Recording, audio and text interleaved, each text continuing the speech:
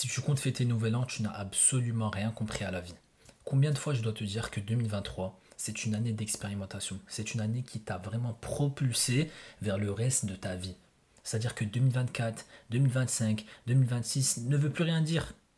2023, c'était la dernière année que tu pouvais compter et te dire, ouais, 2023, c'est cette année exactement, tu vois.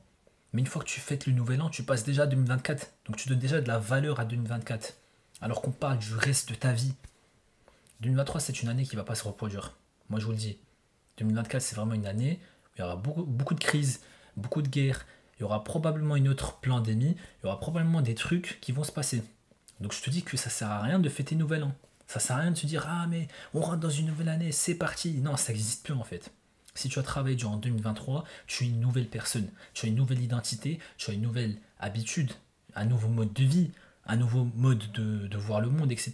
Donc tu es différent, tu es prêt pour le reste de ta vie. C'est cette personne qui ne va pas changer dans ses valeurs, dans ses principes, dans sa façon de voir le monde, mais qui va changer dans son statut social. Parce qu'à partir de là, tu auras plus d'expérience, tu vas vraiment te jeter entre les mains du monde, etc. etc. Donc, tu fous quoi à fêter le nouvel an?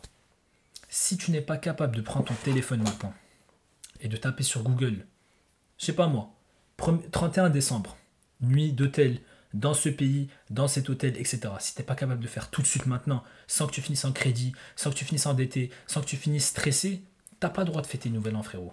Parce que si tu pouvais le faire, fête le nouvel an. Prends-toi un vol à Ibiza, à Dubaï le 31 décembre, va fêter le nouvel an. T'as déjà atteint la liberté financière, t'es capable de faire ça sans aucun souci, t'es bien, va fêter Nouvel An. Mais si t'es pas capable de faire ça maintenant, actuellement, dans ta situation, tu n'as pas le droit de fêter Nouvel An.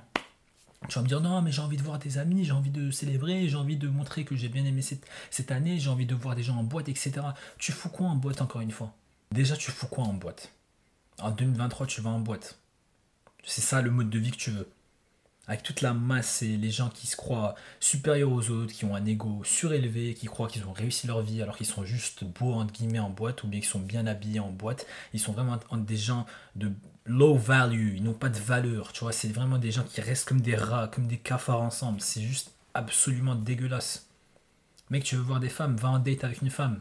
Au moins, tu travailles un peu ton intelligence émotionnelle, ton intelligence sociale. Tu travailles ta façon de parler, ton éloquence. Comment est-ce que tu vas réagir? Comment est-ce que tu vas parler? Comment est-ce que tu vas te présenter? Comment est-ce que tu vas te tenir? Ton body language.